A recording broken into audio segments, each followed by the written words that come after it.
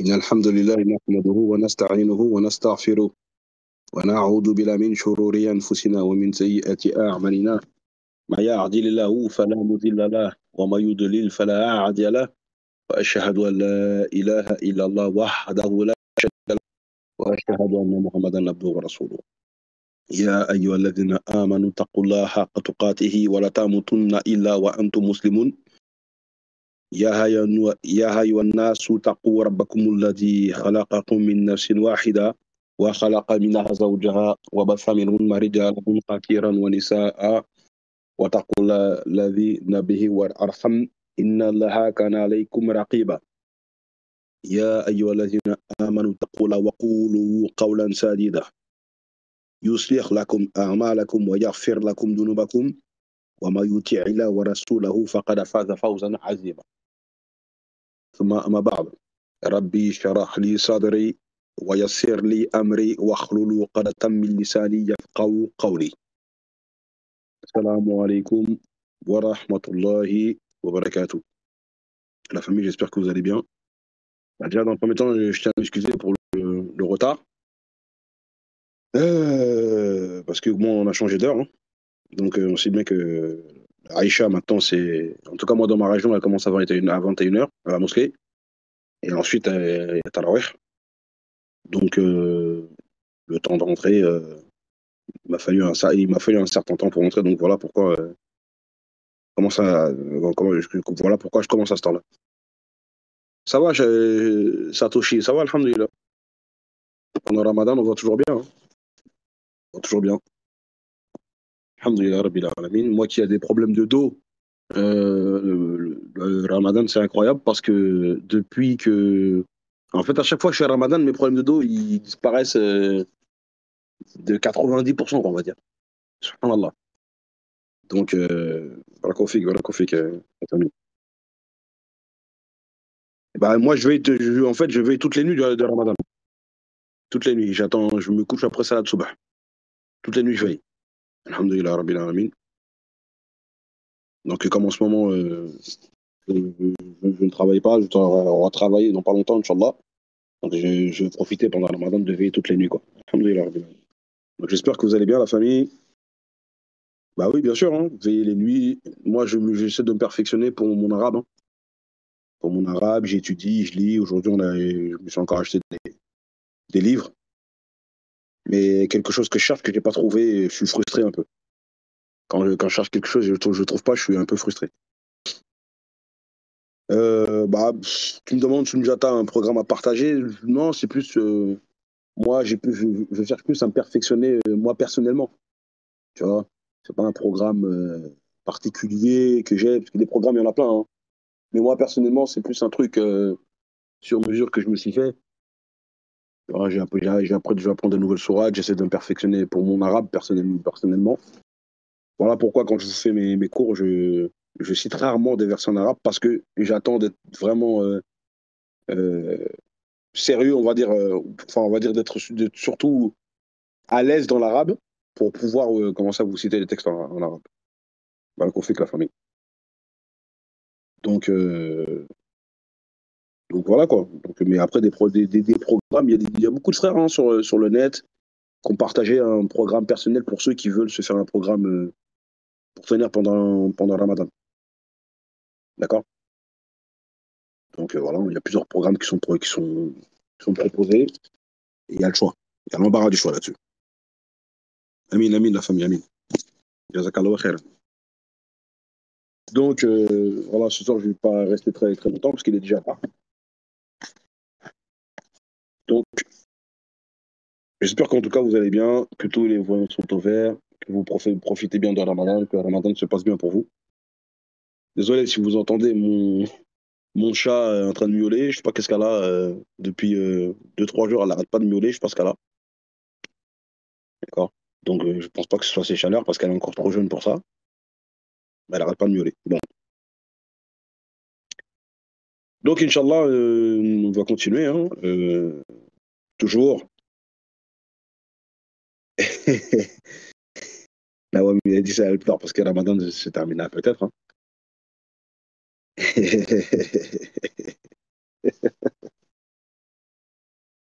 Et tu viens à chaque fois m'embêter quand je suis en train de faire des salades. À chaque fois, elle m'embête quand je fais la salade. Subhanallah.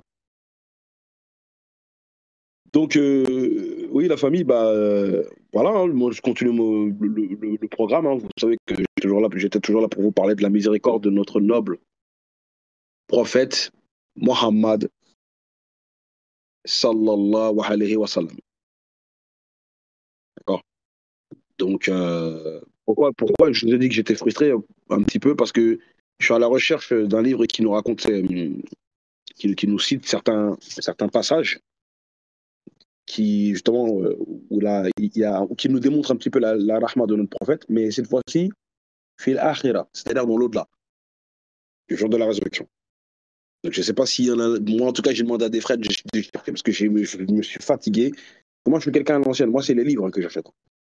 Sur Internet, je regarde quand j'ai vraiment pas le choix.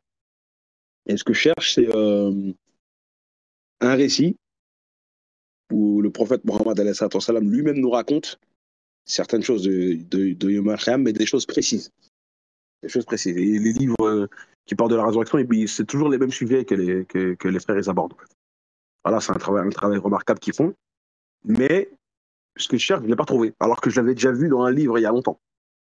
C'est quand le prophète, je ne sais pas s'il y en a un d'entre vous qui l'a déjà vu, c'est quand le prophète, il raconte quand il sort de sa tombe, qu'il va essuyer la poussière de la poussière de la terre de sa barbe, et les anges viennent, ils commencent à l'habiller avec les habits du paradis. Mais le prophète, alayhi salam, la seule chose qu'il a, c'est Ummati, Ummati, Ummati. Ma communauté, ma communauté, ma communauté. Les gens lui disent, mais regarde, c'est à la bénédiction, on te met la couronne du paradis, on te met les robes du paradis, on te met le sceptre, etc. dans les mains, et toi, tu te soucies de. En gros, les gens, ils vont lui dire quelque chose comme ça. Et le prophète, il dit, où sont les musulmans? Vous vous rendez compte? Donc, en fait, je voulais vous citer ça, mais moi, parce que quand je vous fais des cours, c'est quand même un minimum académique. Quand je vous cite quelque chose, j'aime bien vous citer la référence, la source. Quand on cite le Coran, on donne toujours la sourate et le numéro du hadith. Quand on cite le hadith, voilà, on donne toujours la source.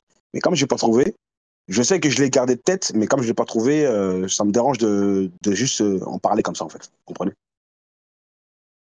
Donc, je ne sais pas s'il y en a un d'entre vous qui a déjà entendu parler de ça ou qui a un livre qui en parle, mais moi, j'ai cherché. Je suis allé à Paris. Pour ceux qui connaissent, il y a une station de métro qui s'appelle Couronne. Là où il y a beaucoup de librairies islamiques, je les ai toutes faites, hein, introuvables. Voilà, c'était un petit livre qui s'appelait La Résurrection, un petit livre vert qui se lit très rapidement. En une après-midi, tu le lis. Hein. Déjà, ce livre-là, il est introuvable. Mais des récits qui parlent de la résurrection avec ces hadiths-là, introuvables. Subhanallah. Eh ouais. En tout cas, même si le livre, je ne l'ai pas trouvé, moi, ce qui m'intéresse, c'est surtout les récits, même s'ils sont cités dans notre livre. Introuvable. Mais en tout cas, c'est des récits qui montrent la rahma du prophète Mohammed dès qu'il sort de sa tombe. Il ne pense pas à lui, il pense à nous. À nous, les musulmans. Et j'aurais bien voulu vous donner les sources aujourd'hui, mais voilà, je n'ai pas trouvé. Donc si, Inch'Allah, quelqu'un peut faire une recherche. Hein. Le titre du livre, en tout cas, le titre de livre de l'époque, c'est La Résurrection. C'est un petit livre vert. D'accord. Il y a d'autres livres qui s'appellent La Résurrection, mais c'est pas celui-là. Mais en tout cas, ce qui m'intéresse, moi, c'est surtout les hadiths. Même sur Internet. Hein. J'ai regardé les hadiths, il n'y a pas. Il faut faire une recherche en arabe parce qu'en arabe, il y a beaucoup plus de sources qui sont citées en français. C'est dommage. En arabe, on peut trouver facilement. On peut trouver, en tout cas, je pense. Mais en français, en tout cas, introuvable. Subhanallah.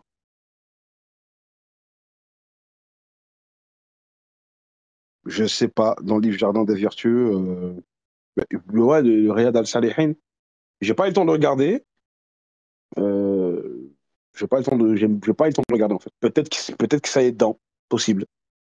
En tout cas, si, Inch'Allah, quelqu'un peut faire une recherche, comme ça, on pourra lire le texte. Mais en tout cas, c'est très important, parce que ça nous montre encore une fois la rahma de notre prophète. Donc, c'est pas grave. Ouais, en tout cas, ça parle de la résurrection. Puisque le prophète Mohammed, on a les hadiths où il dit qu'il sera le premier à sortir de sa tombe. Mais les détails de ça, Qu'est-ce qui se passe quand il sort de sa tombe? Lui, j'ai pas trouvé les récits qui en parlent. Bon, si Inch'Allah quelqu'un peut trouver, voilà. Donc je vais commencer mon intervention, Inch'Allah. Et au moins j'ai au moins l'essentiel. Donc,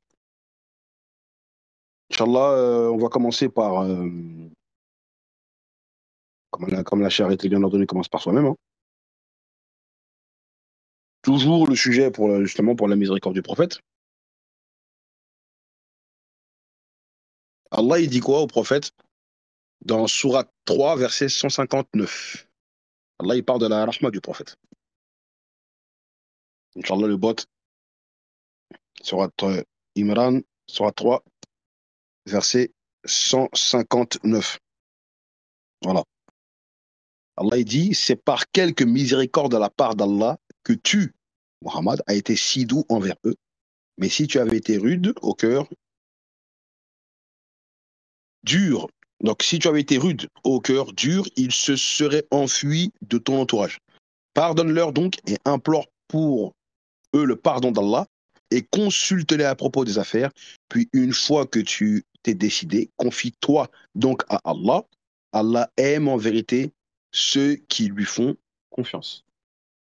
Alors ce verset, il est très beau et il renferme beaucoup de choses. Parce que la première des choses qu'on voit, c'est que la rahma que le prophète Mohammed est doté, la rahma qu'il a, ne vient pas de lui, mais elle vient d'Allah déjà. Et oui, parce que c'est Allah qui est Rahman ar-Rahim. Et c'est lui qui donne la miséricorde à qui il veut. C'est pour ça que le début du verset nous dit, c'est par quelque miséricorde de la part d'Allah que tu as été si doux envers eux. Mais si tu avais été, etc. Donc la rahma du prophète, elle émane d'Allah. Elle émane de Dieu. Vous voyez, vous comprenez? C'est clair. Ça vient d'abord d'Allah. Et le prophète, lui, il le manifeste. On voit ça à travers lui, en fait. Et dans beaucoup de choses que je vous ai citées, des choses que vous connaissez très bien. Et en plus, Allah dit que si les gens n'avaient pas été comme ça, les gens se seraient enfuis de son entourage. Et ici, il y a même un caractéristique qui montre que c'est un vrai prophète. Et oui, ça montre que c'est un vrai prophète. Parce qu'un faux prophète, les gens, en fait, ils vont avoir quel comportement envers lui? Les gens vont se rendre compte que c'est un faux prophète. Hein. C'est tout. Même si, par exemple, il y a une parole ou des paroles qu'on voit, par exemple, si je prends l'exemple de Jésus dans la Bible, dans les 4 évangiles, on voit la phrase où Jésus dit un prophète n'est méprisé que dans sa patrie ou dans sa maison. D'accord? C'est un caractéristique qui veut dire que les premières personnes qui vont te combattre, c'est les gens de ta communauté. C'est ce que Waraka ibn Awfal radiallahu anhu avait dit à Rasulullah. Il avait prédit que ton peuple va te chasser. Ce qui a surpris le prophète. Et le prophète, il a dit, ah bon, mon peuple va me chasser? Et Waraka, il a dit oui, parce qu'aucun prophète ne peut venir avec ce que tu vas annoncer, avec ce que tu vas prêcher, sans que ce soit les gens de ta propre famille ou de son propre entourage, le sens, hein, c'est ça, qui vont le combattre. D'accord? Mais à la finale, les gens l'ont aimé. On a plein de récits qui nous disent que le prophète, des ennemis à lui acharnés, ont fini par l'aimer. On finit par avoir de l'amour pour lui. D'accord? Donc les questions à la fin, Inch'Allah. Des questions à la fin toujours. Donc ici, Allah il dit ça. Et ensuite, après, Allah il dit pardonne-leur donc. Et implore pour eux le pardon d'Allah. Encore la miséricorde. C'est un verset qui est très profond. On voit la miséricorde au début et juste après. Allah il ordonne au prophète de pardonner. Quand tu pardonnes, c'est parce que tu es quelqu'un de miséricordieux. Exactement. Exactement. Même ses ennemis ont fini par l'aimer, comme on l'a vu la dernière fois, lors de la grande amnistie que le prophète Mohammed a fait preuve. Quand il est venu, il était face à ses ennemis qui l'ont persécuté pendant presque une vingtaine d'années. Il leur a pardonné. Qu'est-ce que vous voulez que vos ennemis ils disent? Il a le pouvoir. Là, il est en position. C'est ça qui est grave. Hein. C'est que le prophète, il est en position de force quand il rentre à la Mecque. Il est en position de force. Hein. Il aura simplement demandé aux Sahaba, telle personne vous les tuez, ou tous ceux qui m'ont combattu ou qui ont fait ceci, qui ont fait cela, bah vous les tuez. Non. Non seulement lui leur a pardonné, mais il n'a autorisé aucune vengeance aux autres Sahaba qui voulaient se venger. Vous pardonnez.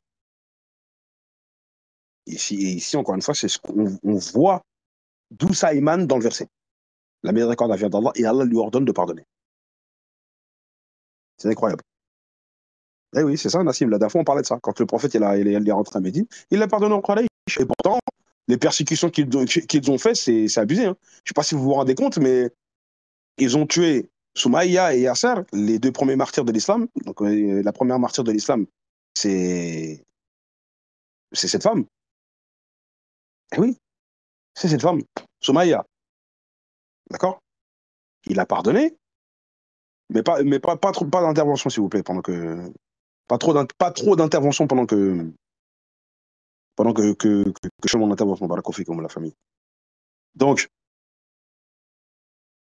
là, il n'y a pas de souci. Il n'y a pas de souci, frère. Donc, voilà, ils ont torturé, ils ont torturé, notre sœur, la première martyre de l'islam, et son mari. Ils ont torturé les Sahaba. Ils ont tué des Sahaba. La femme du prophète, Khadija, Radi Allah ou Anha, elle est morte à cause des persécutions. Hein. De toute façon, elle serait quand même décédée, mais les conditions dans lesquelles elle est morte pendant le blocus. D'accord? Sans parler des tortures, avec tout ce qu'ils ont fait à Bilal et les autres. Ça fait des années. Les musulmans, ils partent. Ils vont vivre ailleurs. Bataille de Badr. La bataille de Badr, il y a eu quelques morts aussi. Un an après, bataille de Uhud. 70 Sahaba sont tués. Après, il y a le pacte de Hudaybiyah. On signe une trêve de 10 ans. Les Quraysh ont violé cette trêve. Ils sont venus, ils ont tué des musulmans. Même pas en 2 ans après, ils sont venus, ils ont tué des musulmans. Voilà pourquoi Allah, dans la Sourate 9, c'est le premier verset 1 qui en parle, hein, Sourate 9, verset 1, Allah il parle de la transgression des Quraysh, du pacte de Hudaybiyah. D'accord? Et la dernière fois, je vous avais donné des exemples. Mettez sur le chat, s'il vous plaît. Sourate 9, verset 1. Parce que souvent, les ennemis de l'islam, qu'est-ce qu'ils font? Ils viennent dans Sourate 9 et ils prennent les passages qui les tuent les mécréants, etc. Mais ils prennent pas le contexte. Ils prennent pas le contexte non seulement du texte de la sourate, mais ils ne prennent même pas le contexte historique. Et oui. Donc voilà pourquoi le premier verset dit « Des aveux de la part d'Allah et de son messager à l'égard des polythéistes avec qui vous avez conclu un pacte. » Qu'est-ce qui s'est passé? C'est tout. Le début de la sourate, elle l'explique. Et dans cette sourate, la dernière fois, j'avais cité les exemples. Dans cette sourate, on voit la rahma. Tout simplement. Parce que même si le verset 5 nous dit, donc le verset 5 de la même sourate, nous dit, et si toujours ces versets-là, tuez les associateurs, là où vous les trouverez, etc. Hein, verset 5, Inch'Allah, sur le bot. Voilà. Et bien, si vous regarderez les ennemis de l'islam, ils vont toujours citer ce verset-là. Ils vont pas prendre le début. Mais le verset d'après, qu'est-ce que dit le verset 6? Le verset 6, il dit quoi? La dernière fois, je l'avais cité. Ça montre encore la rahma. Et si l'un des polythéistes te demande asile, accorde-lui afin qu'il entende la parole d'Allah, donc tu le fais dawa. Donc ceux qui t'ont trahi là, ils te demandent asile, tu le accordes. Pour qu'il entende la parole d'Allah, puis fais-le parvenir à son lieu de sécurité. Car ce sont des gens qui ne savent pas. Etc., etc., etc. Là, en pleine guerre, en plein conflit, tu dois quand même faire preuve de rahma. Demandez aux juifs si on trouve ce genre de choses-là dans la Torah. Hein. D'accord? Il y a certains passages de la Bible, quand on les cite, quand on les lit, c'est une catastrophe. C'est une catastrophe. D'accord? Moi, j'ai fait dire ces passages-là à plusieurs chrétiens, ils ont commencé à grincer des dents. Ouais, j'ai du mal à croire que Dieu a dit ça. Ah, voilà. D'accord? Eh oui, c'est compliqué, hein. Donc, je vais citer un hadith, toujours dans le même sens, rahma, de notre noble prophète, alayhi salat wa salam. Donc, dans le hadith, on nous dit, Abu Huraira dit, le messager d'Allah, sallallahu alayhi wa sallam, a dit, je serai le seigneur des fils d'Adam le jour de la résurrection, le premier à sortir de sa tombe. Et ça, là, c'est ça que je vous ai dit que je cherche, les détails de ça que je cherche. Le premier à intercéder et le premier intercesseur à voir son intercession acceptée. Vous voyez, encore une fois, ça manifeste de quoi? De la rahma du prophète, puisqu'il va intercéder pour nous. D'accord? Mais il y a une phrase sur laquelle je ferai une assise un jour, Inch'Allah, et il faut me le rappeler si je l'oublie. La première phrase où le prophète il dit, je serai le seigneur des fils d'Adam au jour de la résurrection. Bah, ici, si des chrétiens doivent nous écouter, ou si on doit présenter le prophète Mohammed aux chrétiens, il faudra leur dire, le prophète Mohammed est le seigneur de qui? Bah, il est le seigneur de Jésus. Hein. Je sais, ça pique. Je sais, ça pique. Parce que Jésus, dans la Bible, il ne dit pas qu'il est le seigneur des fils de l'humanité, ou des fils plutôt, enfin de toute l'humanité, ou des fils d'Adam. Il dit qu'il est le fils d'Adam, le fils de l'homme. Béni Adam. Vous savez très bien que dans les évangiles, Jésus dit le fils de l'homme, le fils de l'homme, le fils de l'homme. Mais Mohammed, lui, il dit je serai le Seigneur des fils d'Adam, au pluriel. Tous les fils d'Adam, je serai leur Seigneur. Et parmi ces fils d'Adam, il y a qui? Il y a Jésus-Christ. Eh oui. Et un jour, je ferai une assise dessus, Inch'Allah. Et ça s'est manifesté pendant quoi? Pendant le Mi'raj. Eh oui. Le Mi'raj, il a commencé comment? Le prophète, salam, il a prié à Bayt al-Maqdis. Hein. À Bayt al-Maqdis, le prophète, il a prié là-bas. Et quand il est rentré, il a vu les prophètes en train de prier dans la mosquée. Certains étaient debout, certains étaient prosternés, certains étaient en recours. Quand après l'appel à la prière a été fait, ils ont commencé à se bousculer pour se mettre en rang, etc. Et on a pris le prophète, on l'a mis devant pour que celui qui dirige la prière. Et ils se sont tous mis derrière, ils ont prié. Mais il y avait qui parmi ces prophètes? Celui dont on dit qu'il est Dieu? Jésus-Christ. Eh oui. Voilà pourquoi le prophète, après, quand il monte après dans le ciel, eh ben, il a vu des prophètes différents à plusieurs ciels. Il a vu Jésus, et il a vu Jésus qui était au même ciel que qui? Que Yahya, son cousin. Donc tout ça, ça manifeste que Mohammed, c'est lui, au-dessus, c'est le soleil, il n'y a personne. Sur l'échelle de la hiérarchie prophétique. D'accord? Donc un jour, je ferai une assise là-dessus. C'est pas le sujet, mais un jour, je ferai une assise là-dessus, Inch'Allah. D'accord? Donc, je vais vous mettre un autre hadith, Inch'Allah.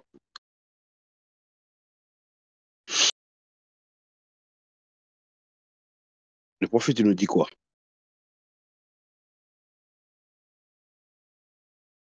Donc ça, c'est un texte qui est un peu plus long. Bougez pas.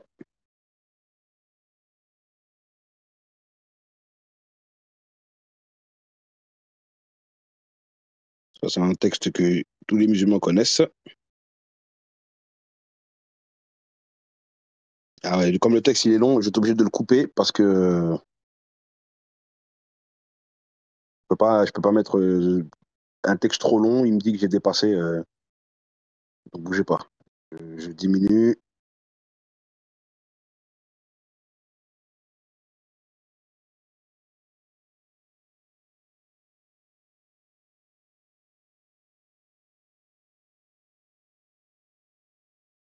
Voilà.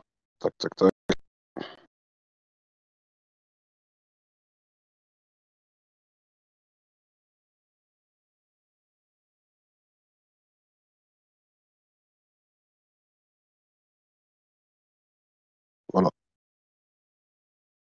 Donc je lis. Abu Huraira dit, le messager d'Allah, sallallahu alayhi wa sallam, a dit, je serai le Seigneur des fils d'Adam au jour de la résurrection. Le premier à sortir de sa tombe, le premier à intercéder et le premier intercesseur à avoir son intercession acceptée. La première intercession est réservée aux membres de sa communauté. Ceux qui auront sombré dans les grands péchés. Voilà pourquoi la famille fait attention aux grands péchés. Très attention à ça. Le prophète dit dans un hadith, mon intercession est d'abord réservée aux membres de ma communauté, ayant commis des péchés capitaux. Rapporté par Artemerdi.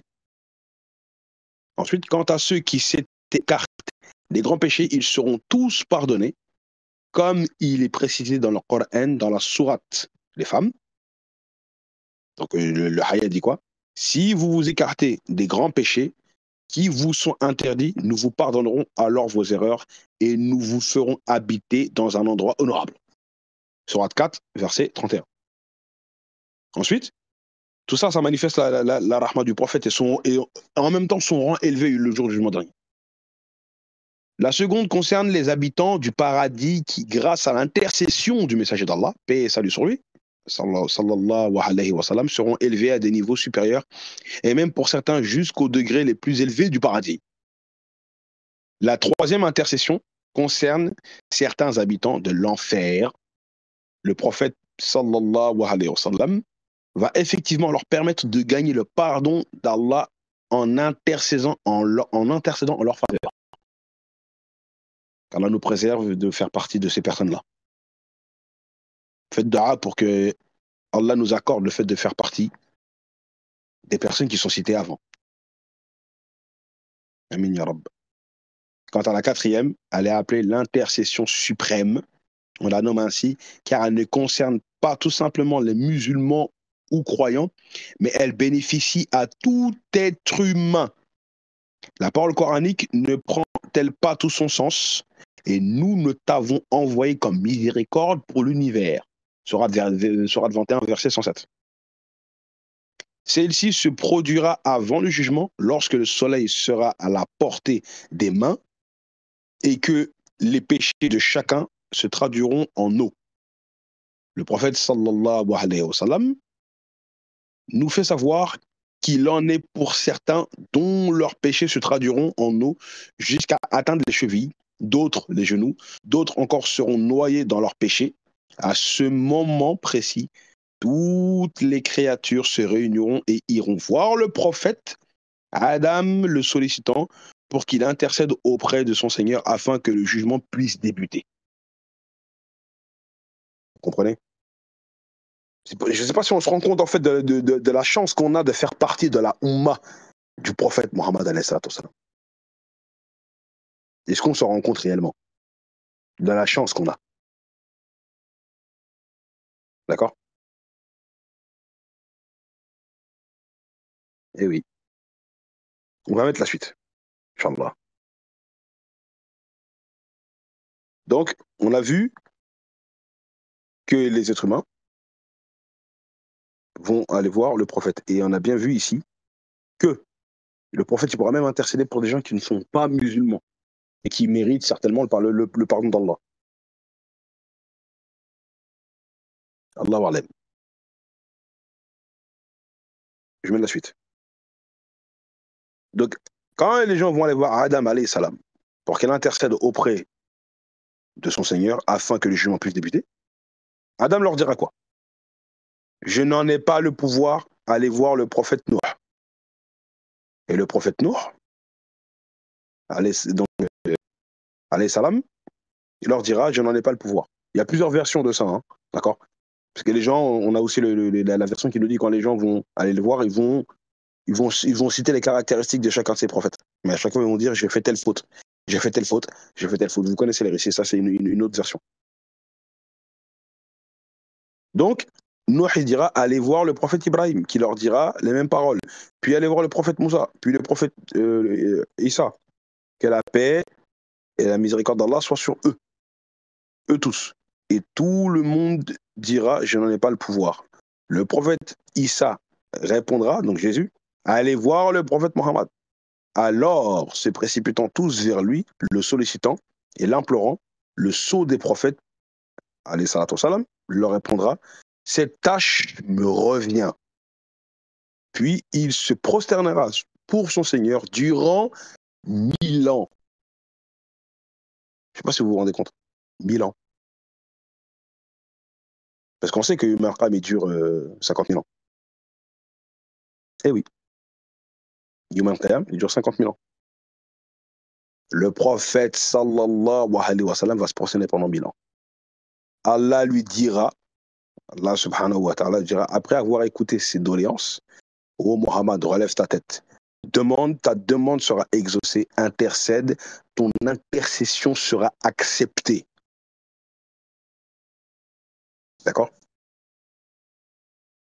Selon Jabir, radiallahu anhu, le messager d'Allah, sallallahu alayhi wa sallam, a dit, écoutez encore une fois ce hadith-là, qui nous montre encore l'amour et la miséricorde du prophète envers nous.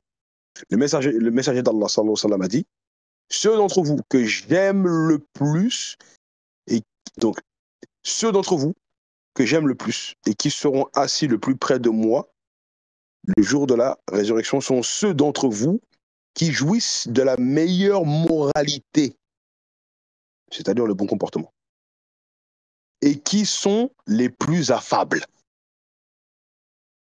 Voilà pourquoi je vous invite, ainsi qu'à moi-même, d'avoir toujours le meilleur des comportements. Dans tous les cas, dans toutes les situations. Autant que possible. Quelqu'un vous parle mal, pardonnez, restez calme. Quelqu'un vous insulte, restez calme, tranquille. Quelqu'un vous agresse, quelqu'un vous... Tant qu'il y a la possibilité de pardonner, d'être doux, d'être calme, pardonner. Si on veut faire partie des personnes qui seront prêts de notre prophète alayhi salam, yawm al-qiyamah. D'accord? Ensuite, le prophète dit, ceux d'entre vous que je déteste le plus et qui seront assis le plus loin de moi le jour de la résurrection sont les bavards, les hableurs et les grandiloquents. Et les compagnons dirent, nous savons qui sont les bavards, les hableurs, mais que veut dire les grandiloquents? Il dit les orgueilleux et les fanfarons. Et j'en connais des gens comme ça. Et on en connaît tous. Les gens qui aiment bien fanfaronner, faire les shows, moi je suis ceci, moi je suis cela, moi ceci, moi. Ces gens-là, ils seront loin du prophète. Et jour de Yawm al-Qiyamah. Qu'Allah subhanahu wa ta'ala nous permette de faire partie de ces personnes-là. Dites Amin, la famille. Faites le maximum pour qu'on soit tous des gens qui vont faire partie de l'entourage du prophète Mohammed alayhi salatu wassalam, le jour de la résurrection. D'accord? C'est moi quand je vois ça, ça me ça me transperce quoi. Ça me transperce. Les hableurs, c'est les gens qui parlent beaucoup. Les gens qui aiment trop parler. C'est ça un hableur quand tu regardes dans la définition. Tu vois? C'est des gens qui parlent beaucoup, qui aiment bien exagérer, qui sont des vantards. C'est ça un hableur. D'accord? Donc et si on a tous des petits mauvais caractères, de mauvaises habitudes comme ça, qu'Allah nous pardonne. Qu'Allah nous pardonne et qu'Allah améliore nos comportements. D'accord? Je vous cite un autre hadith qui nous montre encore la miséricorde du prophète. Parce que dans le hadith là que je vous ai cité, le prophète a dit les gens qu'il aime le plus. Et rappelez-vous le hadith que je vous ai cité, quand le frère Khalif m'avait assisté, c'est quand le prophète il a dit mes frères me manquent. Et ensuite à la fin du hadith, il a parlé de ceux qui vont croire en lui sans l'avoir vu. Et on sait qu'il parle de qui? On sait qu'il parle de nous.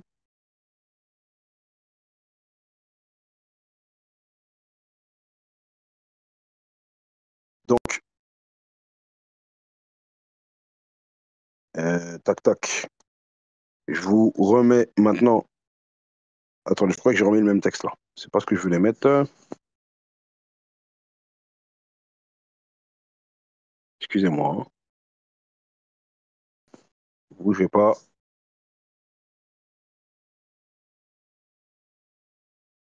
Ouais, c'est le même hadith que j'ai remis. Tac.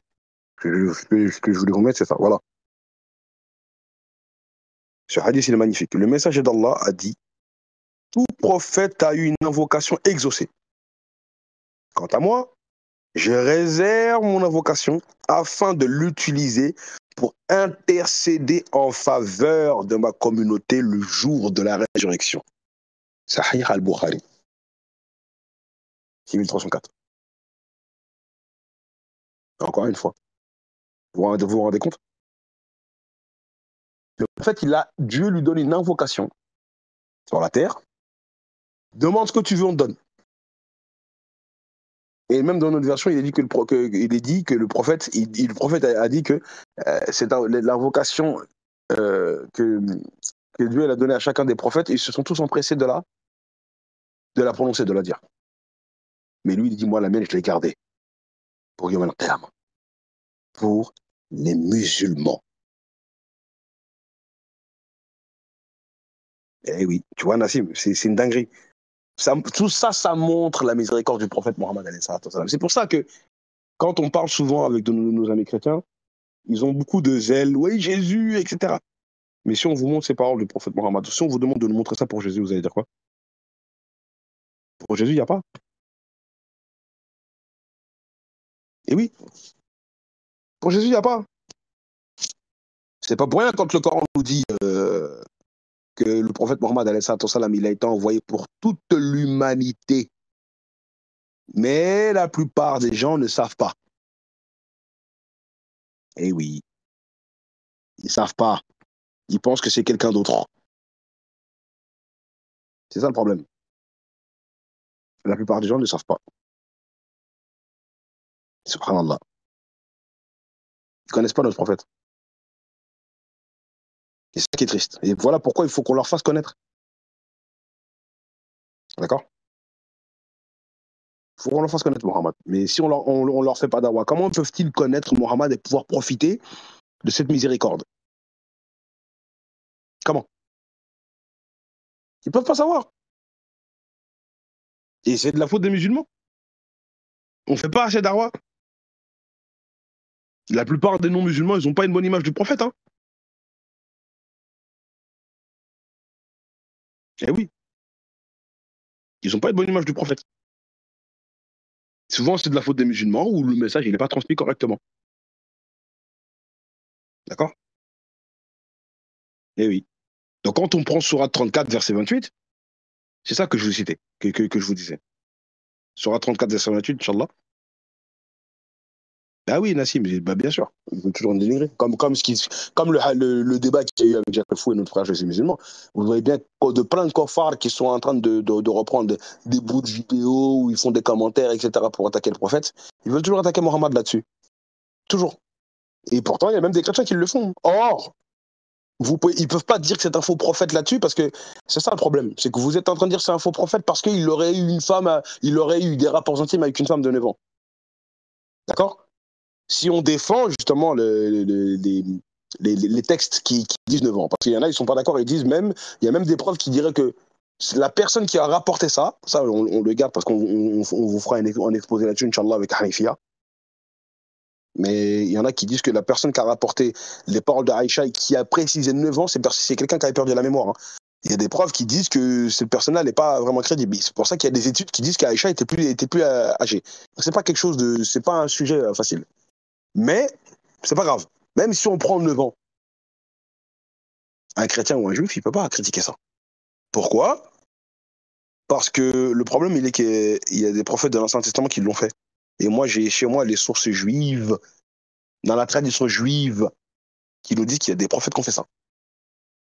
Ça veut dire que ce sont des faux prophètes quand ils possédaient des femmes qui venaient d'avoir qui juste après la fin de leur menstru. Et ces prophètes-là sont cités dans le Nouveau Testament par Jésus dans l'évangile de Matthieu, où Jésus dit que ces personnes-là, donc Abraham, Isaac et Jacob, quand vous prenez la tradition juive, Abraham, il y a Isaac et Jacob. Isaac et Jacob, tous les deux ont épousé, selon la tradition juive. De toute façon, selon la Torah, on le voit, mais il n'y a pas l'âge des filles. Mais c'est la tradition juive qui nous donne l'âge de Rebecca et l'âge de Zilpha. Mais si je vous dis quel âge elles avaient, même si c'est pas le sujet, hein, mais vous allez câbler selon la tradition juive. Voilà pourquoi les juifs, ils viennent pas attaquer Mohammed là-dessus, sur son mariage avec Aïcha. Et comme les chrétiens, eux, sont ignorants, ne vont pas dans la tradition juive, ils vont prendre ça pour agent comptant, pour dire voilà, c'est un faux prophète. C'est pas un critère biblique, c'est pas les critères que Dieu a établis dans la Bible pour dire ça, c'est un vrai prophète, ça, c'est un faux prophète. Ça, c'est la première des choses. Et dans le Nouveau Testament, il y a des textes qui l'autorisent et ils ne sont pas au courant de ça. Vous comprenez? Bref, donc c'est pas le sujet. Mais en tout cas, c'était pour vous dire ça. Je lis un petit peu ce que vous avez écrit. Au moment où on aura plus besoin de lui, exactement, la racine.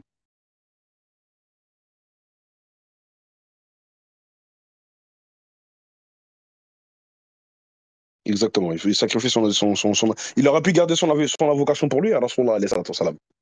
Il aurait pu la garder pour lui, simplement, non? Il pense même pas à lui. Il pense à nous. Et c'est ça que je vous ai dit qu'il faudrait qu'on retrouve les récits où dès qu'il sort de sa tombe, alayhi salatu wassalam, il enlève la poussière qu'il y a sur sa barbe, les gens viennent le vêtir avec des habits du paradis, des robes du paradis. Le prophète, il dit Ummati, ma communauté. Pense pas à lui, pense à nous directement. La première pensée que le prophète, alayhi salatu wassalam, va avoir, c'est pour nous. Sur le pont à Sirat, c'est pareil. Je vais vous mettre le hadith là, dans quelques instants. Les musulmans qui ont du mal à traverser le pont à Sirat, on a vu qu'il est parti, il va aller sur le trône d'Allah pendant 1000 ans, il va invoquer pour nous. Et ça dépasse même les musulmans, la communauté musulmane. Il n'y a aucun prophète qu'à ça. Hein. Il n'y a aucun prophète qu'à ça. D'accord? Bah oui, exactement, Nawahim. Mais ils ne veulent pas remettre dans le contexte de l'époque. Alors que juste on va en arrière dans l'histoire française, si on prend les rois français, c'est une catastrophe. Hein. On prend les rois français, c'est fini. Mais ça, ils vont pas le citer. Ils veulent juger le prophète Mohammed avec les critères et les mœurs d'aujourd'hui. Ça ne fonctionne pas comme ça. Eh oui. Bref, ils peuvent dire ce qu'ils veulent, mais bon, ils peuvent raconter n'importe quoi. Hein. Donc, je ne sais pas si le texte de Sourate 34, verset 28 a été cité. Inch'Allah, avec le bot. Sourate 34, 28. Voilà. Et c'est ce que je disais. Donc, nous ne t'avons envoyé en tant qu'annonciateur et avertisseur pour toute l'humanité. Ça, vous le verrez pour aucun prophète. Hein. Aucun. Et encore moins Jésus. Mais la plupart des gens ne savent pas.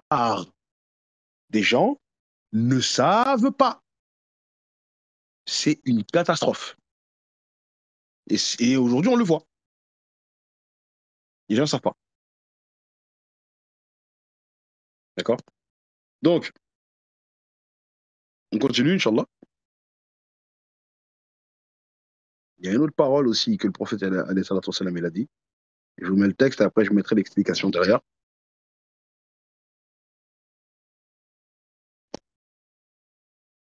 Très intéressant.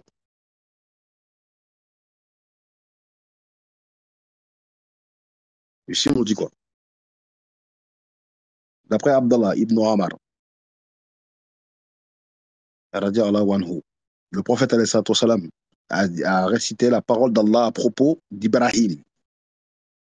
Seigneur, donc les divinités du peuple d'Ibrahim, elles ont certes égaré beaucoup de gens, ainsi, ainsi celui qui me suit fait partie de moi, et celui qui me désobéit, alors tu es certes indulgent et miséricordieux.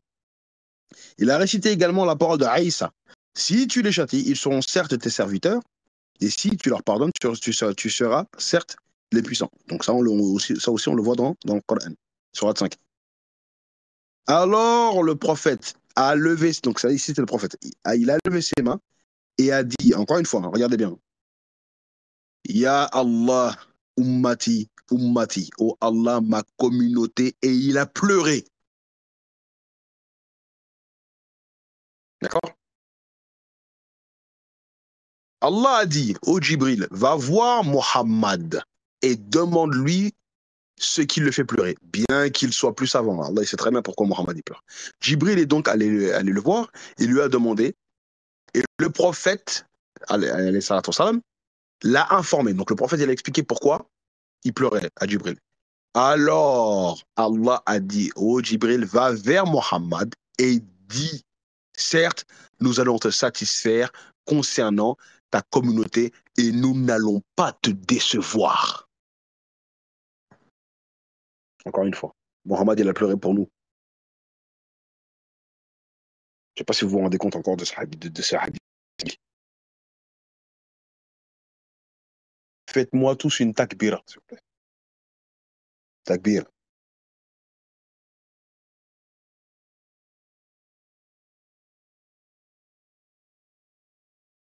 Takbira.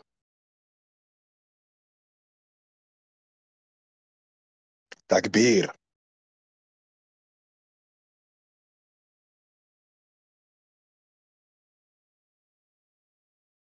Allahu Akbar.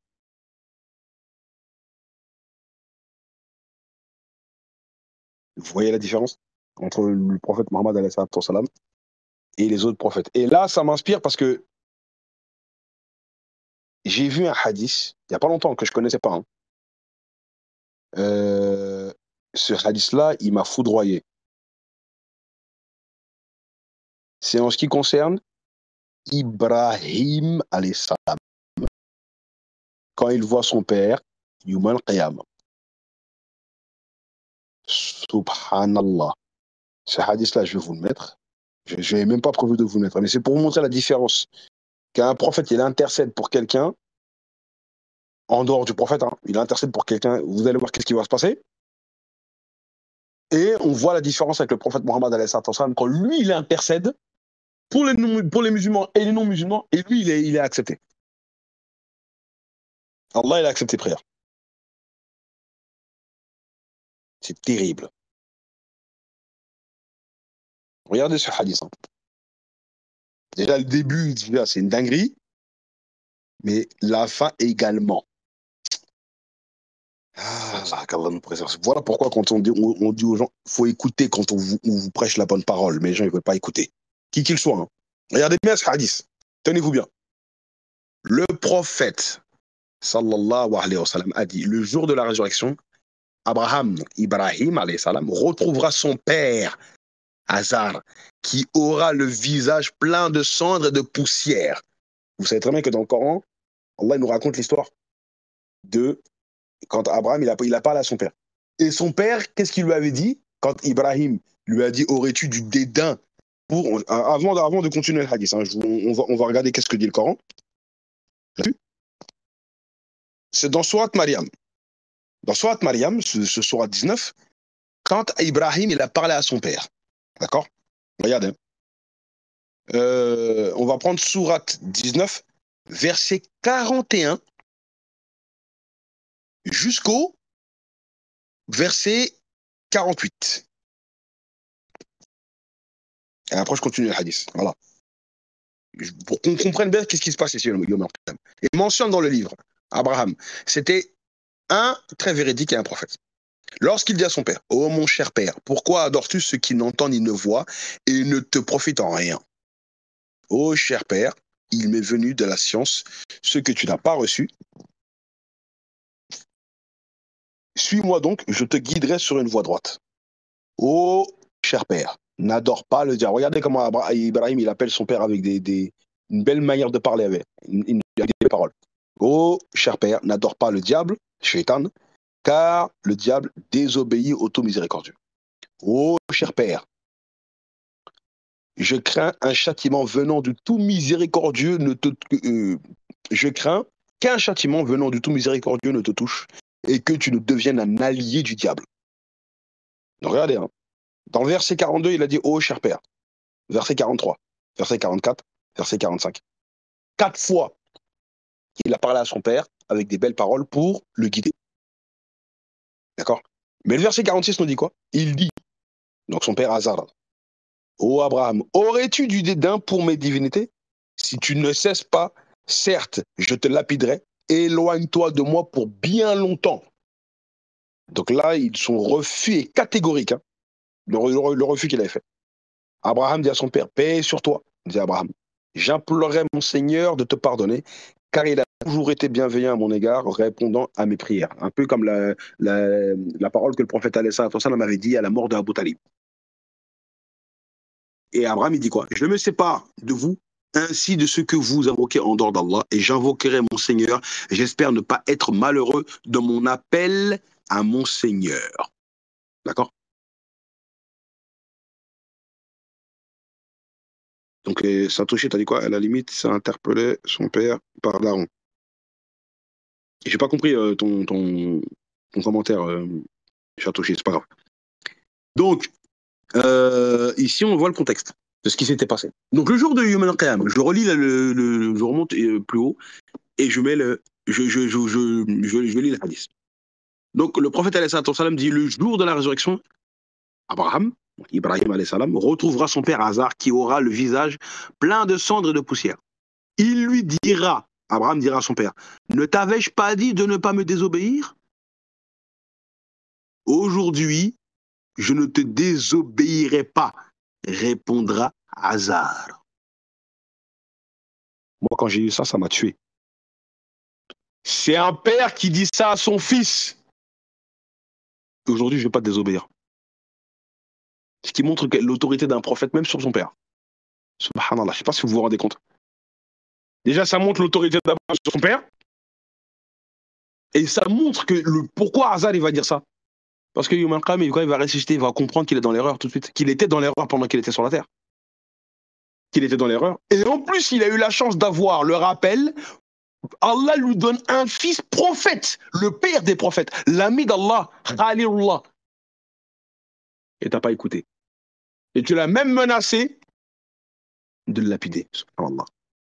Voilà pourquoi le père il va ça montre la psychologie du père, il sait que là, il est dans le pétrin. C'est une dinguerie. Donc c'est un père qui dit ça à son fils, aujourd'hui je ne vais pas désobéir. Vous vous rendez compte? Voilà pourquoi je vous dis que moi, ce hadith, c'est Mathieu déjà. Et tout à l'heure, je l'ai même fait lire à un frère, et même lui, il a câblé. Il m'a dit ça, même lui, il a réagi comme moi. D'accord? Ensuite, ô Seigneur, s'écria Abraham. Là, Ibrahim, alayhi salam, il est en train d'invoquer pour son père. Hein. Comme le prophète Mohammed, alayhi salam. Ibrahim, il va invoquer pour son père. Mais à la différence du prophète Mohammed, alayhi salam, regardez ce qui va se passer. Ô Seigneur, s'écria Abraham, tu m'as promis de ne pas m'offenser au jour de la résurrection. Quelle plus grande humiliation pour moi de voir mon père le plus loin de toi. J'ai interdit le paradis aux mécréants, répondra Allah. Puis quelqu'un s'écria, ô Abraham, regarde, qu'y a-t-il sous tes pieds? Abraham, Ibrahim alayhi salam, portera son regard et verra une hyène sanglante. On soulèvera l'animal par les pattes et on le jettera en enfer. Dans une autre version, Allah transformera alors son père en hyène, puis le saisira par son nez et dira, ô mon serviteur, est-ce ton père cela? Abraham alayhi salam répondra, non, par ta puissance, ô Allah. Sahih al-Bukhari, 3350. Vous vous rendez compte? Ibrahim, le père des prophètes, il a invoqué pour son père, pas pour son ennemi, pas pour son ami, pas pour son père. Regardez le châtiment de son père. Il n'a pas été exaucé par Allah, Ibrahim. Il ne sera pas exaucé par Allah. À la différence de qui? De notre prophète bien-aimé, Mohammed alayhi salatu salam. Vous vous rendez compte? Le châtiment de son père, on va le transformer en hyène sanglante et on va le jeter finar jahannam. Dans le feu de l'enfer. Parce qu'il n'a pas écouté. Ici, c'est le père des prophètes. Hein. Il n'est pas exaucé. Mohammed, alayhi salam, il sera exaucé par Allah. Est-ce qu'on se rend compte de qui est Mohammed? Est-ce qu'on se rend compte qui il est?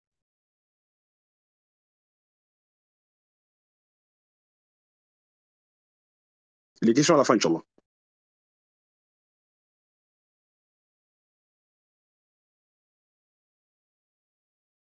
Ok, je regarde, Inch'Allah, pas de souci.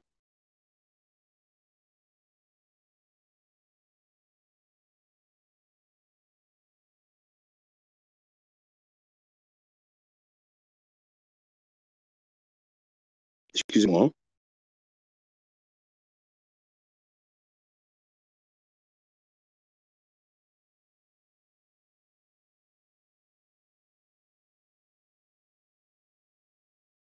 Subhanallah. Barakallahu fik, frère. En fait, il y a j'aime bien partager hein, quand un frère il donne une sagesse ou une fawaïd. Il y a une fawaïd qu'il faut retenir aussi de ce récit-là. Pourquoi? C'est que par rapport au hadith, on nous dit il sera donné au père d'Abraham, d'Ibrahim, comme je l'ai lu, l'apparence d'une hyène immaculée de sang. D'accord? Donc une hyène sanglante. Mais lorsque Ibrahim, alayhi salatu wassalam, va voir cette hyène, sous cette mauvaise apparence, il ne va pas reconnaître son père et va se désavouer d'elle. Il va dire ça, c'est pas mon père, ça. Ça, c'est pas mon père. La sagesse voulue par cela et donc le fait que Ibrahim alayhi salam va éprouver de la répugnance envers cet animal et que son père ne garde pas son apparence de base une fois dans le feu. C'est même une rahma pour la psychologie d'Abraham. Parce que imaginez, vous voyez votre père rentrer dans le feu de l'enfer. C'est terrible. Et bien, pour pas qu'Ibrahim subisse cette vision-là, on a changé l'apparence de son père. Et Abraham, lui, il dit non, c'est pas mon père, pour que son père puisse aller en enfer. Mais pour pas qu'Abraham, psychologiquement, il puisse souffrir. Subhanallah. Je sais pas si on se rend compte un peu.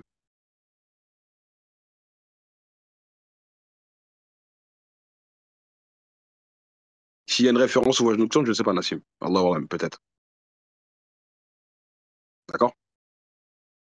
Mais il va se passer des choses terribles, Yom al-Qiyamah.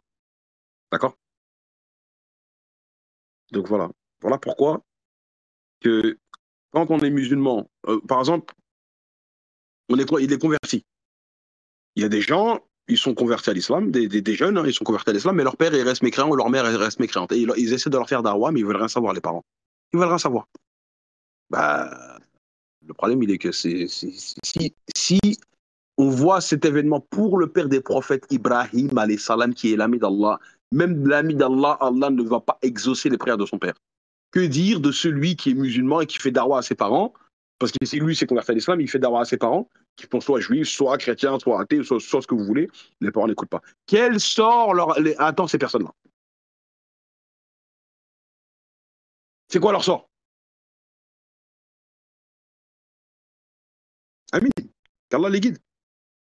C'est que quand, ici, sur Terre, on est inconscient. On est inconscient. Voilà, on suit nos passions. C'est tout. Et donc, l'explication rapide, une explication donc, que je vais vous donner par rapport euh, à vous voyez les numéros qui sont donnés dans le texte du hadith que je vous ai cité. Il y a des références. Enfin, il y a des renvois, en fait. D'accord? C'est quoi? C'est même le texte plus haut, c'est le hadith plus haut. Quand le prophète, il a cité les paroles des prophètes, et quand le prophète, il a pleuré, à la fin, il a levé ses mains, et quand Allah, il a dit à Djibril, va demander à Mohammed pour qu'elle pleure. Je vous mets ici l'explication en bas. Quand Ibrahim, il avait dit, les idoles, elles ont égaré beaucoup de personnes. Ça part des idoles. C'est-à-dire les idoles qui sont adorées en dehors d'Allah. Elles ont égaré beaucoup de gens. D'accord? Ensuite, on nous a donné les références de la parole d'Ibrahim. Surat Al-Maïda, c'est la parole de Jésus. Et le petit 4. Le petit 4, il renvoie à quoi? C'était quoi la parole? Quand le prophète, alayhi salatu wassalam, il a parlé, va vers Mohammed et dit, certes, nous allons te satisfaire, etc. Et bien, le petit 4, il renvoie à quoi? C'est-à-dire, oh Allah pardonne à ma communauté. Quand le prophète, il a dit, Ummati, Ummati. Voilà l'explication ici.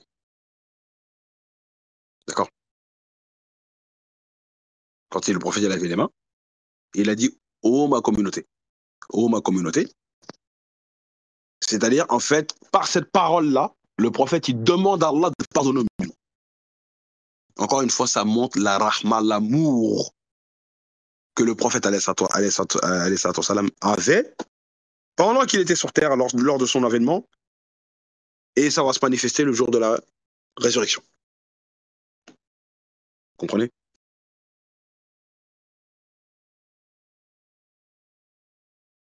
Et la suite de l'explication, l'imam Nawawi, je donne son explication pour qu'on puisse bien avoir une explication complète de ça. Donc après, le petit 5, c'est-à-dire Allah a demandé, quand Allah il dit à l'ange Jibril, va voir Mohammed et demande-lui pourquoi il pleure. C'est-à-dire qu'Allah a demandé à Jibril, bien qu'il savait très bien ce qui a fait pleurer le prophète, alayhi salatu wassalam, car Allah a connaissance de toutes choses, de tout. Donc le petit 6, c'est une immense bonne nouvelle pour la communauté musulmane, du fait qu'Allah a promis, écoutez bien, du fait qu'Allah a promis au prophète, alayhi salatu wassalam, qu'il n'allait pas le décevoir à propos de sa communauté. Le prophète demande pardon pour nous, Allah a promis d'exaucer le prophète. D'accord? Et on a la référence à, on a la référence dans la dernière phrase, ici. Vous pouvez, où on peut retrouver l'explication de l'imam An-Nawawi, Inch'Allah. Donc on a une chance. C'est pour ça qu'à chaque fois quand j'entends l'égarement des autres religions, toujours je remercie Allah d'avoir fait de moi un musulman. Parce qu'on aurait pu naître dans ces religions-là. Hein. Et oui. Aujourd'hui, les juifs, ils sont égarés parce que alors là, ils ont tellement désobéi à Allah que c'est fini, Allah leur a tourné le dos. Les chrétiens, ils sont partis faire du shirk, ils sont partis faire n'importe quoi sur Jésus. On aurait pu naître athée, on aurait pu naître bouddhiste, on aurait pu naître kémite, on aurait pu naître voilà, dans notre religion. Vous comprenez? Donc j'ai bientôt terminé, Inch'Allah. Je vous mets un autre hadith, encore une fois, qui nous dit quoi? Donc, d'après Saïd al-Qudri, le prophète a dit, au jour de la résurrection, je serai le maître des descendants d'Adam. Et je ne m'en vante point. Je tiendrai dans ma main l'étendard de la louange, et je ne m'en vante point. Tous les prophètes, y compris Adam, et tous les autres seront sous mon étendard, ce qui montre encore la supériorité du prophète Mohammed. Mais j'ai dit que je ferai une assise dessus.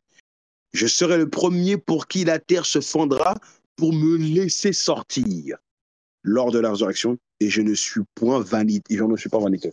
Rapporté par Al-Timirdi.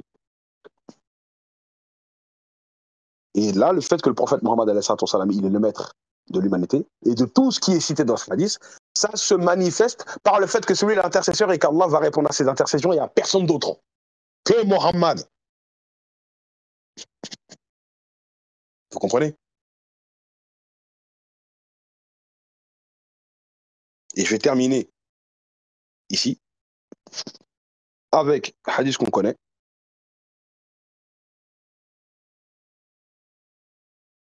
On va s'arrêter là, Inch'Allah, après.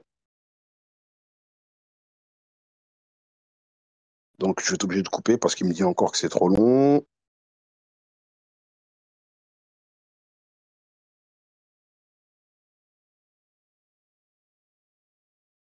Voilà. Tac, tac. Donc, le prophète a dit, alayhi salatu wassalam, Allah béni exalté rassemblera les gens au jour de la résurrection. Les croyants se lèveront et le paradis leur sera rapproché. Et ils iront tous trouver Adam. Donc, ça renvoie au hadith que je vous avais donné au début. Ils lui diront, notre Père, demande qu'on nous ouvre l'accès au paradis. Il répondra alors, et qu'est-ce ce qui vous a fait sortir du paradis, si ce n'est le péché commis par votre Père? Je n'en suis pas digne.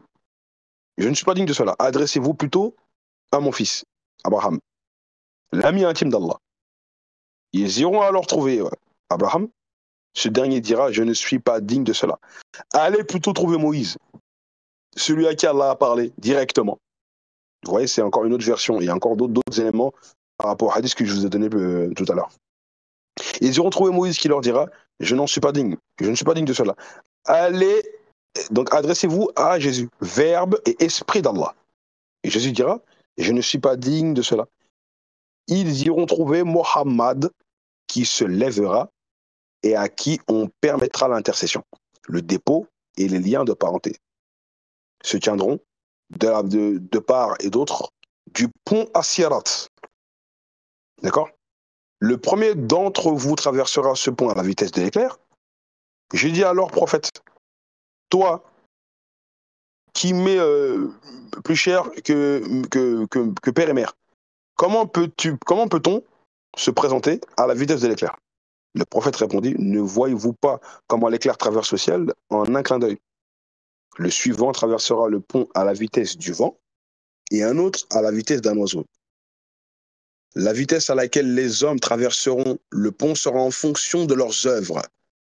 Votre prophète, écoutez bien, se tiendra près du pont en disant, Seigneur, préserve-les, préserve-les. Mais j'ai vérifié en arabe, c'est Ummati, Ummati. Mais la traduction en français, c'est ils ont mis directement le sens. Mais ici, le prophète, encore une fois, il dira Ummati, Ummati. On voit la miséricorde du prophète encore ici. Jusqu'à ce que les œuvres des gens ne leur suffiront plus afin de passer le pont. C'est alors qu'un homme ne pourra avancer qu'en rampant. De chaque côté du pont seront accrochées des pinces chargées de saisir ceux qui leur seront désignés. Certains seront griffés de ces pinceaux, mais en échapperont finalement et d'autres seront jetés et entassés dans le feu. D'accord? Et la dernière parole qui dit que je n'ai pas pu mettre, je vous la mets avant de conclure. Qu'est-ce qui est dit? Le prophète à la fin, il jure.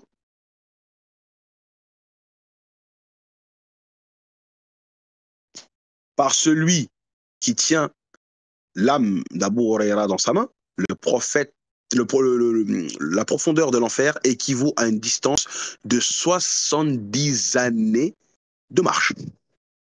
Muslim, Riyad, Salihin, numéro 201. Voilà. Donc même sur le point Sirat, la miséricorde du prophète alayhi salam va se manifester. Mais j'aurais bien aimé vous trouver les récits qui me parlent même de la rahma du prophète après. Ça, une fois même que le prophète sera rentré au paradis et que Yawm al-Qiyam est fini, le jour du jugement est fini. On sait, c'est pour ça que je vous invite à trouver ces récits. Si quelqu'un les trouve, il peut me les envoyer en MP, d'accord? Message privé, voilà qu'on fait comme. Que quand le prophète il sera au paradis, avec les prophètes autour de lui, en train de festoyer, faire la fête. Le prophète, il aura une coupe dans sa main, il aura même la couronne sur sa tête. Il y a Djibril qui va venir le voir pour dire, il y a encore des gens de ta communauté dans l'enfer. Qu'est-ce que le prophète il va faire? La couronne qui est sur sa tête, elle va tomber par terre. La coupe qu'il a dans sa main, elle va tomber. Il va se lever, il va aller voir Allah. Il va dire, ya Allah, il y a encore des musulmans en enfer. Allah va dire, oui, ce sont des musulmans qui m'ont désobéi. Je les ai châtiés. Ils ont fait les grands péchés. Le prophète, il va intercéder. Allah va lui dire, vas-y, va les sortir. Le prophète, il va aller devant les portes de l'enfer. À côté, il va parler à Malik. Et même le prophète, il décrit comment les portes de l'enfer sont. C'est des portes en métal et on voit des flammes qui sont en train de sortir sur les côtés. On voit que c'est rempli de feu, en fait. Le prophète, il dit à Malik, l'ange de l'enfer, qui n'a plus. Vous connaissez que vous savez très bien que cet ange-là, depuis qu'il a vu l'enfer, il n'a plus jamais rigolé. Avant ça, il rigolait, mais depuis qu'il a vu Jahannam, il n'a plus jamais ri. Le prophète lui dit, ouvre la porte, je veux que tu me fasses sortir les musulmans. Malik, il lui dit, mais ils sont déjà cramés, ils sont brûlés, ils sont déjà comme du charbon. Le prophète, il va dire, ouvre les portes, je veux les voir. Malik, il va ouvrir les portes. Les musulmans vont sortir de l'enfer, calcinés, brûlés comme du charbon. Ces musulmans-là qui ont fait les grands péchés, qui ne sont pas sortis. Mais le prophète, finalement, il va les sortir. Et le prophète, il va les prendre, il va les ramener dans son bassin, et ces musulmans-là vont prendre leur apparence qui va leur donner leur beauté éternelle et infinie. Et finalement, ces musulmans-là vont rentrer au Jannah, au paradis. Peut-on avoir une plus grande miséricorde que ça? C'est la question que je vous pose. Peut-on avoir une plus grande miséricorde que ça? Est-ce que les chrétiens ont de tels récits sur qui? Sur Jésus-Christ dans la Bible? Ils ont une promesse comme ça de Jésus? Non. Et je ne vais même pas parler des prophètes juifs, il n'y a pas. Le paradis chez les juifs, voilà, ils y croient, mais pour en parler, c'est compliqué. Il n'y a aucune précision. D'accord? Donc je vais m'arrêter là, Inch'Allah. Je vous remercie de m'avoir écouté. J'espère qu'en tout cas, vous avez bien pris conscience, comme moi, le premier, hein, de la chance qu'on a de faire partie de la communauté de cet homme, Mohammed alayhi salam. Parce que la miséricorde qu'il avait et qu'il aura pour nous, elle est incommensurable, elle est incomparable. La miséricorde qu'Allah lui a donnée. Donc, je vais m'arrêter là. Je vais m'arrêter là. Donc, quelques questions, Inch'Allah, avant qu'on puisse aller se reposer, manger, etc. Donc, je vous remercie de m'avoir écouté. Donc, s'il y a des questions, et si j'ai la science pour y répondre ou les connaissances pour y répondre, j'y réponds, Inch'Allah. Barakallahu fikoum, bismillah. Bien sûr, Warda, question, pas de problème. Wafik barakallah la famille. Jazakallah khairan.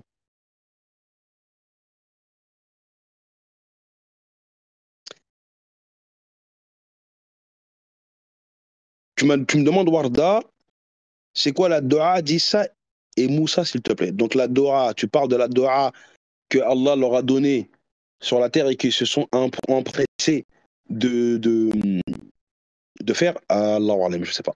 Alors, ça, je sais pas. Faudrait faire une recherche. C'est une question intéressante. Mais je ne sais pas. Franchement, je sais pas, parce que j'ai jamais vu de texte qui en parle. Est-ce que c'est précisé dans nos sources? Allah alam, c'est possible, je suis jamais tombé dessus. Mais en tout cas, le prophète, il dit chaque prophète a une doha. Parce que, par exemple, je peux te donner la doha de Nuh alayhi salam. Lui, il a invoqué Allah en disant châtie-les. Moi, je suis vaincu. Tu les châties. Donc, ça, on le trouve dans le Coran. Quand il a dit moi, je suis vaincu, fais ta cause. C'est ce qu'il a dit. Par exemple, le prophète Noé. D'accord? Mais pour Moussa, soit je l'ai oublié, faudrait trouver. Mais Allah, je ne sais pas. Faut voir. D'accord? On a la doha, par exemple, de Nuh. Voilà. Quand, par exemple, c'est dans Surat Al-Qamar. Surat Al-Qamar, quand Surat Al-Qamar, quand on peut prendre Surat donc c'est Surat Al-Qamar, versets 9 et 10. Donc c'est-à-dire Surat 54, versets 9 et 10. On a ici la doha du prophète Noé. Si le bot peut le mettre, Inch'Allah. Il n'y a pas de problème, Khalif. Surat 54, versets 9 et 10.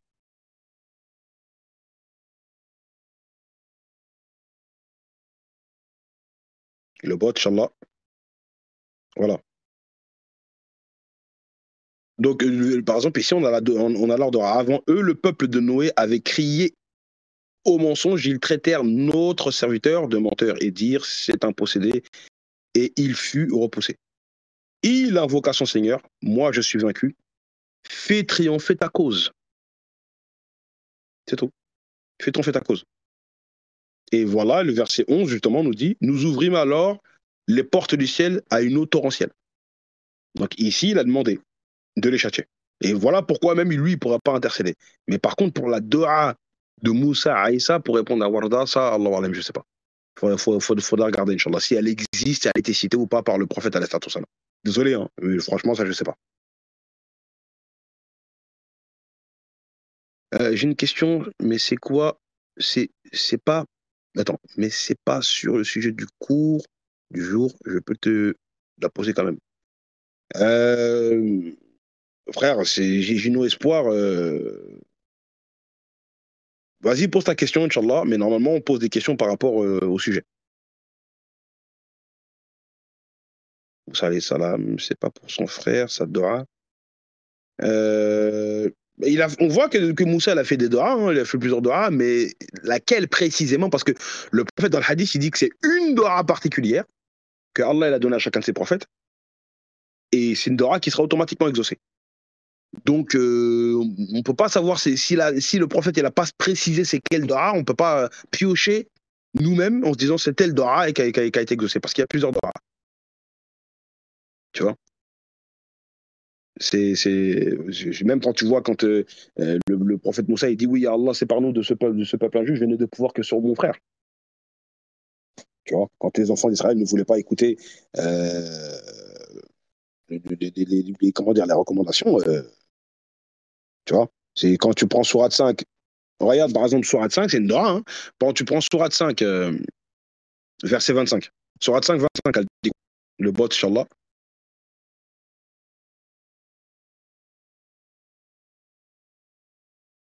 Sourate 5, 25. Voilà. Il dit, Seigneur, je n'ai de pouvoir vraiment que sur moi-même et sur mon frère. Sépare-nous donc de ce peuple pervers. Si c'est une dora. Si c'est une dora. D'accord. Même quand il a tué quand il était encore en Égypte avant qu'il soit prophète, quand il a tué l'Égyptien qui était en train de frapper l'Israélite, il a demandé à Allah de lui pardonner. Il y a plusieurs doigts que Moussa il a fait. Hein, quand il est en train de monter la montagne, quand il a dit est-ce que tu vas nous exterminer pour des sots d'entre nous qui ont fait n'importe quoi.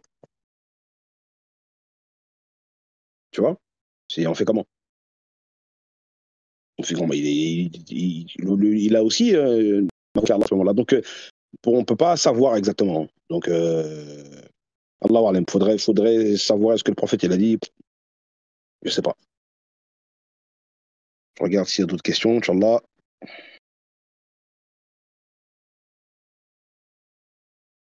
Souvent, quand je vais à la mosquée pour Fajr, j'arrive 15 minutes avant la prière et tout le monde prie déjà en rang à voix haute. C'est la prière de consultation avant Fajr, en groupe ou c'est autre chose. Ah ouais, ta question elle n'a rien à voir, Enson. Je sais pas si je prononce bien ton nom. Bah déjà, moi, de ce que j'ai prière de consultation, donc ça, c'est Sihara. Moi, il me semble que dans ce moment-là, se fait à voix basse. Hein. Donc, prière de consultation à Fajr, je sais pas. Et même les prières surérogatoires, elles se font à voix basse, à ma connaissance. Hein. À moins que je me trompe. Mais si tu me dis c'est la prière de consultation en groupe, s'ils sont en groupe, prière à voix haute, c'est peut-être c'est peut-être si tu lis ça avant Fajr, c'est peut-être encore ils sont peut-être encore en train de continuer Tarawih, hein, parce que avant, nous quand on faisait Tarawih, ils faisaient Tarawih toute la nuit. Hein. Là, on arrête, on fait 1 heure hein, depuis quelques années. Mais avant Tarawih, c'était toute la nuit. Hein. Jusqu'à Salat Fajr. Et les prières de Tarawih, ça s'envoie haute. Donc je pense, d'après ce que tu me dis, Allah Alam, mais je pense que c'est encore du Tarawih. Hein.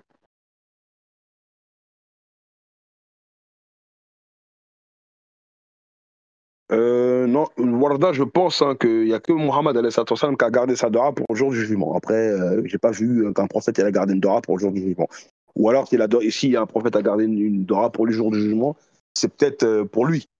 Mais un prophète qui garde sa dora pour sa communauté, à ma connaissance, il n'y a que Mohammed alayhi salatu wassalam qui a fait ça. Knos, tu parles de quelle dernière histoire que j'ai citée quand le prophète il est au paradis et qui va faire sortir les musulmans, etc. Ben, c'est ce que j'ai expliqué au début du cours. C'est que ce récit-là, moi, je l'ai lu dans un livre il y a longtemps. Ça fait au moins 10 ans. Je l'avais lu dans un petit livre qui s'appelle La Résurrection. Aujourd'hui, j'ai fait une recherche. Enfin, ça fait longtemps que je suis en train de faire une recherche pour retrouver ces récits-là, introuvables. Je ne les retrouve pas.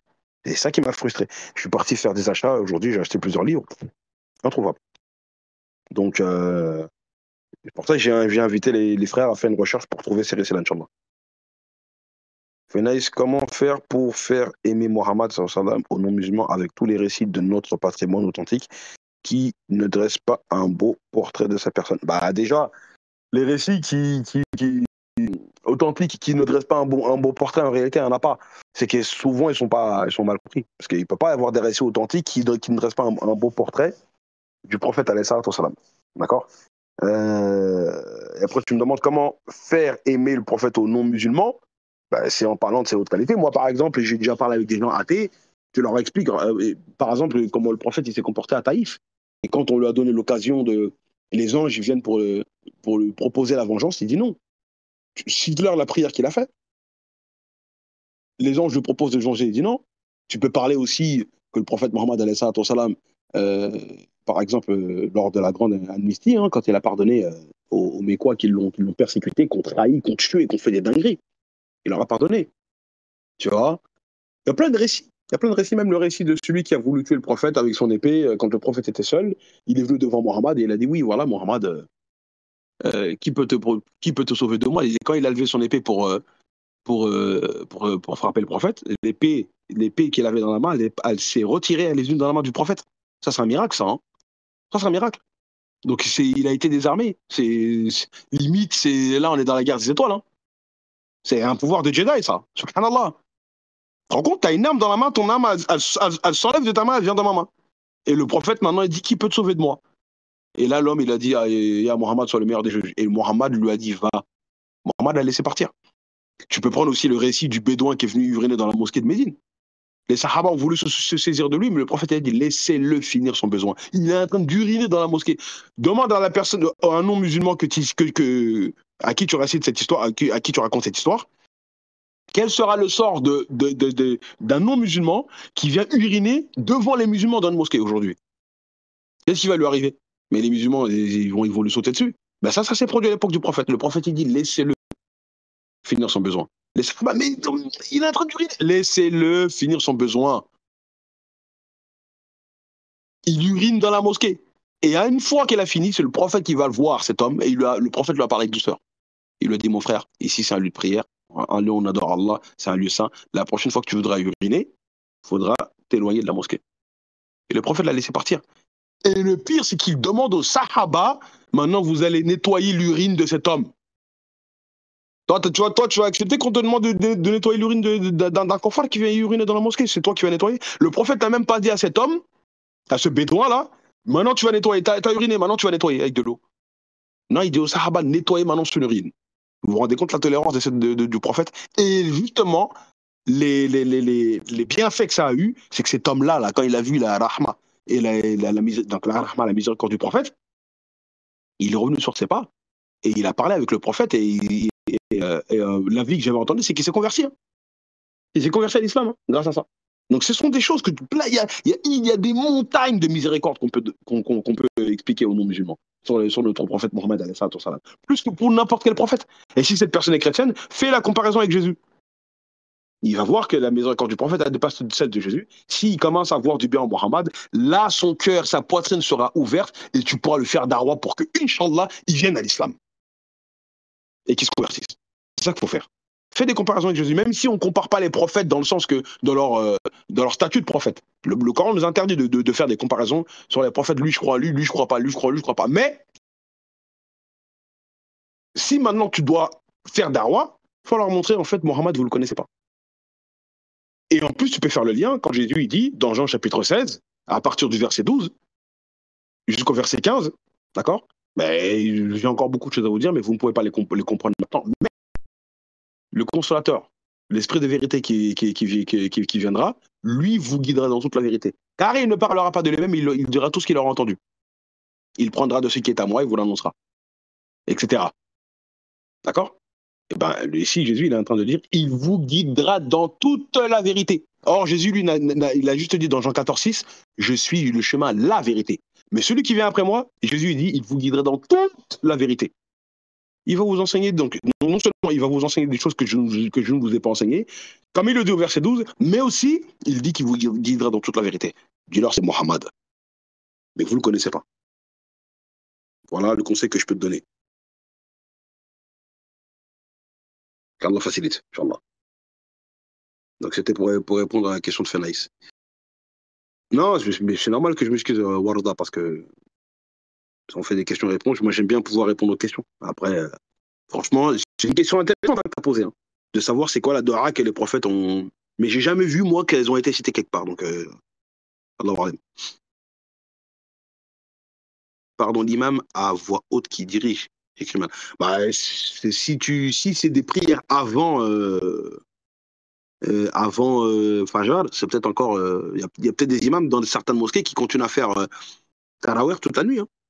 Moi, c'est ce que je vois.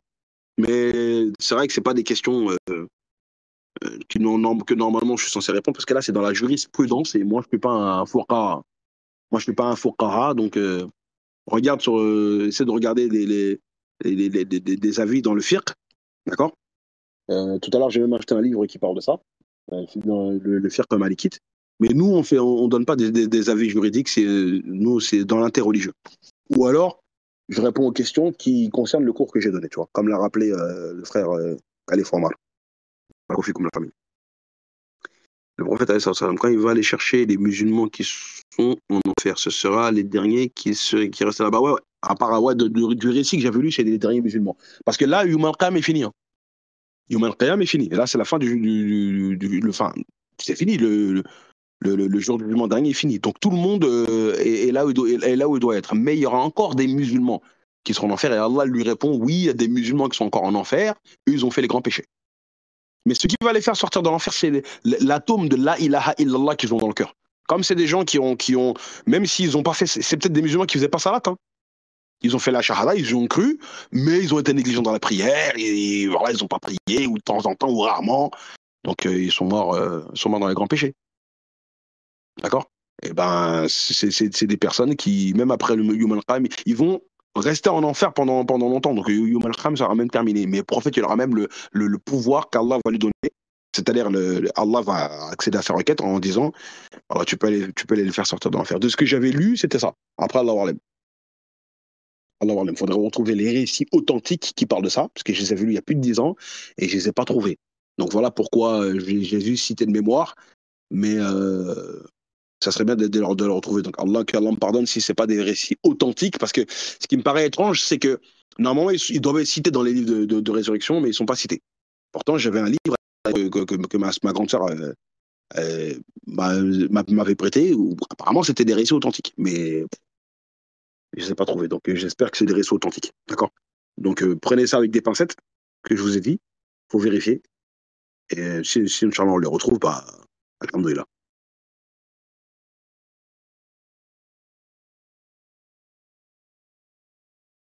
Ah non, désolé, quand j'ai parlé du jour du jugement, c'était une dora pour qu'il soit sauvé. Bah, on sait qu'Aïssa, salam, il va faire une dora, justement, quand il va voir Jahannam en train de foncer sur nous, comme le prophète le dit dans le hadith. Hein. Le prophète nous dit que quand elle est là, c'est pour répondre à Warda. Hein. On a le texte qui nous dit que le prophète nous raconte que l'enfer va foncer vers l'humanité, vers nous. D'accord? Et Jésus, quand il va voir ça, il va s'agripper au trône d'Allah en disant Ya nafsi rabbi. Et dans l'autre version, Ya nafsi rabbi wa ummi. C'est-à-dire Seigneur, sauve-moi. Et dans l'autre version, Oh Seigneur, sauve-moi, moi et ma mère. Il va même pas dire sauve-moi, moi et ma communauté. Hein. Il va pas dire ça à Aïssa, Jésus. Hein. Il va pas dire Seigneur, sauve-moi, moi et les chrétiens. Non. Ya rabbi nafsi wa ummi. Il va parler de lui et sa mère. Ce qui montre la proximité que Jésus a avec sa mère et l'amour qu'il a pour sa mère. Mais il ne va pas dire moi et ma communauté. Hein. Eh oui. Il ne va pas dire Ya nafsi rabbi wa ummati. C'est pas ce qu'il dit. Rabbi nafsi wa ummi. Moi et ma mère. C'est une doha. Tu vois? Warda. C'est une doha, ça. Mais c'est peut-être cette doha-là que Jésus il a gardée pour lui. Peut-être, Allah wa C'est une doha. Ya Allah sauve-moi, moi et ma mère. C'est une demande, une invocation. Allah wa Je suis en débat. T'as fait un long poste à Juno Espoir. Hein. Les frères, quand vous faites des questions, c'est pour Juno Espoir. Quand on fait des questions, faites des questions petites. Parce que là, tu m'as mis un pavé quand même. Je suis en débat sur un autre Discord depuis plusieurs jours avec des juifs chrétiens. J'aimerais avoir ton avis, si possible, dans la sourate 18 concernant le récit du prophète Moussa avec Al-Khidr. Il dénonce une contradiction sur le fait de voir Moïse, un prophète, se faire. En fait, ta question, frère, Gino Espoir, excuse-moi, mais pose-la moi en privé, d'accord? Et Inch'Allah, je la traiterai en privé. Repose-la moi en privé. Fais un copier-coller, tu me la poses en privé. Message privé, s'il te plaît. Barakallahu fik. Donc voilà, hein, on va s'arrêter là, les frères. Il est déjà 1h35 du matin, j'ai pas mangé, moi. J'ai juste coupé. Donc, si vous me permettez d'aller prendre des forces pour mon repas. Donc, en tout cas, je vous remercie d'avoir écouté. Hein, on va s'arrêter là, Inch'Allah. Et bah, écoutez, hein, comme d'habitude, hein, là, il nous reste, on arrive à la fin du Ramadan. Hein, il nous reste quoi, 5 jours, là, à peu près. 5 jours, donc qu'Allah nous facilite les derniers matins de Ramadan.